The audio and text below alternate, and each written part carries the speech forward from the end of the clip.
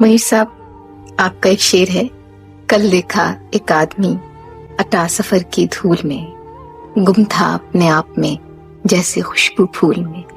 ये वो शेर है जिससे आपका तस्वुर बनता है आपकी शायरी से, और आपकी शायरी की फजा इतनी खूबसूरत, इतनी पुरस्रार और इतनी ख्वाबनाक है कि पूरी उर्दू शायरी में इसकी मिसाल नहीं मिलती। जैसे निकला जो चांद आई महकते से मुनीर, मेरे सिवा भी बाग में कोई जरूर, एक अजीब पुरस्रारियत है। मजीद अमजद मरहूम ने इसका जिक्र करते हुए लिखा था कि ये फजा आपकी उफ्ताद तबाह और आपकी जिंदगी के वाकयात की वजह से है। खुद आप क्या समझते हैं कि ये फजा किस तरह क्रिएट हुई? ये एक अजीब वाकई पुरस्कार अमल है, इसके बारे में कुछ वजाहतें नहीं की जा सकती। मेरा ख्याल है ये कुछ हो जाता है खुद ब खुद ही, तकदीर कोई मकसूम यही था। बयान करने को तो बेशुमार बातें हैं कि जिन जिन वारदात से हम गुजरे, क्या क्या तजुर्बात हुए, वो तो सभी के साथ बीतते हैं मेरा ख्याल है। लेकिन मुख्तलिफ एक टेम्परामेंट्स बन जाते हैं तो उन पर रद्द अमल और तरह का मुरतब होता है, तो इजहार भी मुख्तलिफ जरा हो जाता है। लेकिन ये कुछ इसकी वजाहत नहीं हो सकती मेरा ख्याल है। बिल्कुल यूं महसूस होता है जैसे कोई देवमालाई शहर है और बस हम कुछ खास आपके अलग सिंबल्स हैं, अपने ही इमेजेस हैं, और हम एक पुरस्कार दुनिया में दाखिल हो जाते हैं। हाँ, पुरस्कार भी है लेकिन कुछ जानी पहचानी भी है जी। एक नोन और अननोन, दोनों कुछ मालूम और नामालूम, दोनों कुछ आपस में जुड़े हुए से लगते हैं मेरा ख्याल है। जितना अब आप जैसे तनकीद निगार हजरात या खवातीन जब ये बातें करते हैं तो समझ आती है कि शायद ये भी है। एक अच्छा, एक बेहतर निकात जो बात करता है, कुछ देर हम उस रहते हैं उन ख्यालों में कि यार इसी तरह हुआ होगा। इंतजार हुसैन ने लिखा है, अब आपने ये सवाल पूछा है, दिल्ली में भी मुझसे ही सवाल किया गया, कोई शमी मनफी साहब है वहां पर, कि ये कैसे हुआ, यही सवाल था। मैंने कहा मुझे कुछ पता नहीं, कुछ जिंदगी का स्टाइल ऐसा रहा और जो हम पर बीता वो तो जैसे हर आदमी पर वही कुछ बीतता है, बस कह देने का और फील करने का, महसूस करने का कुछ ऐसा। ये कोई गैब की तरफ से ऐसा हुआ, कुछ तकदीर में था, कुछ चुन लिए गए थे जैसे। आपके यहाँ जिंदगी की बात बड़ी खूबसूरत तस्वीरें मिलती हैं, जैसे कि आवाज दे के देख लो शायद वो मिल ही जाए, वरना ये उम्र भर का सफर रायगान। ये एहसास ज़िया, रायगानी का एहसास साथ ही साथ क्यों मनीर साहब? ये तो हर लिखने वाले के साथ, जो सोचने वाले आदमी के साथ, जो फिक्र करने वाला आदमी है, जो किसी आइडियल तो कभी मटेरियलाइज हुआ ही कम है, जो उसकी तलाश में है, ये रायगानी का एहसास तो तुम्हारी शायरी में भी आता है। मगर जिंदगी के बारे में वैसे आपका एटीट्यूड बहुत पॉजिटिव है, इतने रंग हम इकट्ठे देखते हैं जिंदगी के आपकी शायरी में, इतने शायद किसी शायरी। जब तुम बहुत ज्यादा खुश होती हो तो फिर एक अंत पर एक मलाल की कैफियत आती है कभी मेरे ख्याल आती है? तो यही है, दोनों रंगों से मिलकर हम बने हैं। हमारे तसव्वुरात, हमारा माशरे में चलन, दोनों ही रंग साथ साथ चलते हैं। इन रंगों को बयान करने के लिए ये जो दो कैफियतें आपने बयान की, कुछ सिंबल्स आपके यहाँ शायरी में मिलते हैं और बार बार आप उनको दोहराते हैं, जैसे हवा, शाम, जंगल। इसके कोई खास वजह, आप कुछ आइडेंटिफाई करते हैं अपने आप को इनसे? क्या पता नहीं, ये खुद ब खुद ही आ गया कहीं से। अच्छा, हवा कहीं खुद ब खुद आ गई, शाम खुद ब खुद ही आ गई। हो सकता है मेरे जो तजुर्बात थे लड़कपन के, बचपन के, या जो मेरे ایک کو پیمائیاں یا سیرہ نوردیاں یا اس طرح کے خالی جگہوں میں جنگلوں میں پھرنے کا ایک جو مجھے موقع ملا. وہ ڈاکٹر اجمل نے کیا بات کہی تھی شہر کے حوالے سے کہ شہر کوئی ان کا خیال وہ حابیل اور قابیل کی انہوں نے داستان آپ کو سنائی تھی اور آپ سے پوچھا تھا کہ تم نے شہر جو ہے اس کا سمبل کیوں بہت زیادہ استعمال کیا؟ وہ کیا واقعہ؟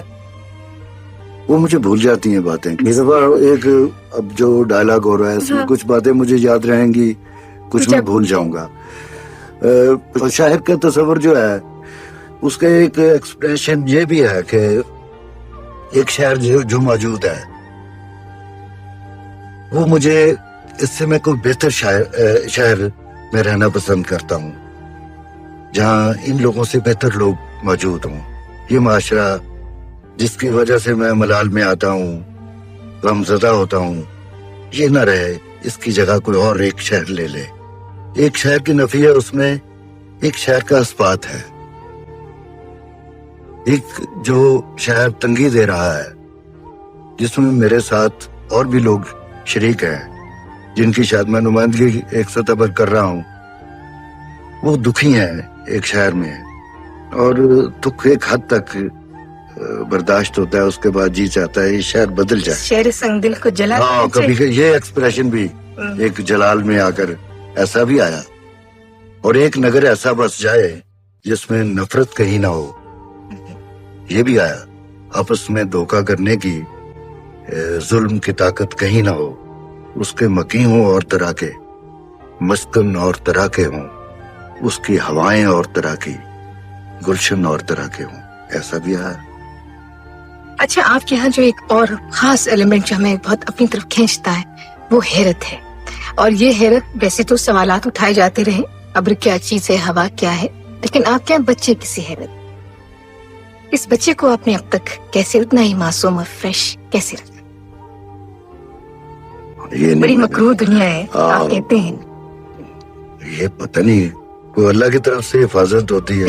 میری ایک نظم ہے ویسے, اللہ کی طرف سے گن کی حفاظت, پنجابی کی نظم ہے, اللہ والوں گن دی حفاظت.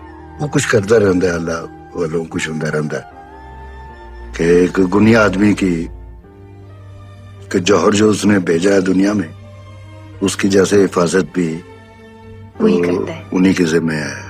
اچھا میری صاحب, آپ کی کتاب میں جب ہم پڑھتے ہیں شروع سے تیز ہوا تنہا پھول جنگل میں دھنک, تو ایک جو فضا ہمیں ملتی ہے اس میں محسوس یہ ہوتا ہے کہ آپ فطرت کے جلال و جمال سے آپ اس سے ظاہر متاثر بھی ہوتے ہیں, ہیبت بھی ہے, وہ سارا عمل اس سے آپ گزرتے ہیں. جب دشمنوں کے درمیان شام تک آتے ہیں تو ایک عجیب ہے اس میں سلسلہ جو کہ دشمنی کا رشتہ زندگی سے زیادہ لگتا ہے. اس کی کیا وجہ؟ وہ کچھ میں کبھی کہتا ہوں کہ یہ کتابیں میری منزلیں ہیں, ایک جسمانی طور پر, روحانی طور پر ایک جیسے منازل سے ہم گزرے, انہی منزلوں کا بیان ہے. یہ تیز ہوا تنہا پھول میں کوئی اور طرح کی واردات تھی, اس کے بعد جنگل میں دھنک, دوسری کتاب میری جنگل میں دھنک ہے, وہاں تک کچھ اور تھا, رنگ اس میں اور طرح کے ہیں, اس میں کچھ اظہار کچھ اور طرح کا ہے. دشمنوں کے درمیان شام میں بدل گیا, ماہ منیر میں ذرا تھوڑی سی کشادگی اور وسعت اور طرح کا ہوا. وہی کہ جن منازل سے ہم گزرے ان میں ان کو ہجر, وصال, نفرت, محبت, بے شمار یہاں کے جو جس معاشرے میں ہم اس کے عمل رد عمل میں کیا کچھ بیان کر گئے. یہ میرا خیال وہی ہے کہ ہم مختلف ادوار میں سے گزرے, ان میں تجربات جیسے ہوئے. مرزا, آپ کے یہاں ایک اور چیز جو میں پوچھنا چاہوں گی وہ یہ کہ جب آپ نے شعر لکھنا شروع کیا وہ اور زمانہ تھا اور موسم تھے, اور اس میں کوئی ہر شاعر یا شاعروں کی اکثریت کسی نہ کسی نظریے یا مسلک سے منسلک ہونا ضروری سمجھتی تھی. آپ کی شاعری جو ہے وہ پیور پوئٹری, جس کو شعر خالص ادب، خالص شاعری کہتے ہیں. تو آپ نے کبھی نہیں سوچا کہ مجھے بھی کسی کیمپ میں چلے جانا چاہیے؟ یہ اندر کی جیسے پوئٹک کنوکشن کی کمزوری ایسا کرواتی ہے. کمزور آدمی ایک جس کے اندر شعری ارج کمزور ہے، تخلیقی جذبہ اس کو چھوٹی چھوٹی پناہ گاہیں کی طرف جانے کا ایک اشارہ کرتا ہے. تو آپ نظریاتی میں نے کبھی کچھ نظریاتی شاعری ایسا ہی ہے جیسے ایک نون فلسفیز کو ورسیفائی کرنا بھی تو شاعری نہیں ہے وہ ایک سطح پر کہ ایک اچھا نظریہ ہے، ایک انسانی بہبود اس کی بنیاد ہے، اس کو ورسیفائی کرنا، اس کے بارے میں ایک معلوم فلسفے کو بیان کرنا بھی اچھی ڈھنگ سے، وہ بھی کوئی بری بات نہیں ہے. لیکن شاعری اور چیز ہے، یہ تو کہیں نامعلوم میں جا کر کوئی نئی چیز معلوم بھی آئے گا تو معلوم ہوگا کہیں نامعلوم سے ہو کر آیا ہے، اس کی شکل بدل جائے گی، اس کا کچھ میک اپ بدل جائے گا، کچھ اور میجک ٹچ اس میں آ جائے گا، اس کو تبدیل کر دیں. ہاں بالکل. اس وقت اپنے میجک ٹچ کی آپ کیا چیزیں ہمیں دکھائیں گے؟ ایک نظم ہے سپنا آگے جاتا کیسے.